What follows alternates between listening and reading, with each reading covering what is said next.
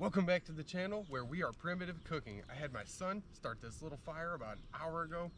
It is about ready to put our food on. So we are cooking right out of our garden today.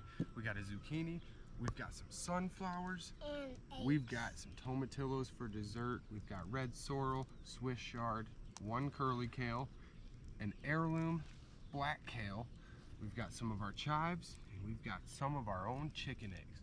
We're gonna whip all these together and then we will throw it on the grill. We've got everything cracked up and cut up. Come check this out. This is a 5-minute meal out of the garden with 5 eggs. We've got all of our own herbs and veggies. I threw some lemon basil right on top. We're gonna close that bad boy up and we're gonna set it right on our fire here. And we're gonna give that about an hour or two. We'll check it after the hour mark and we will come see what it looks like. Here we are 47 minutes later after we got this on the grill. Check this out. Steaming, piping hot. Now, the only utensils we need are some forks and a knife. This is the only thing we used on this entire cook. We started a fire, we had our grate, that's all we used. This is absolutely amazing looking. You're gonna eat?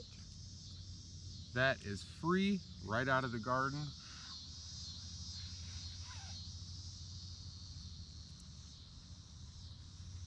It was hot, but it's super good. So this was primitive cooking, and we cooked all of this stuff from our garden right here in our own backyard, and it was absolutely free. Everybody's got to try this. Even if you put it all in your oven, you don't have to cook it outside. Now we had an added bonus. You can see we had charred these sunflowers up.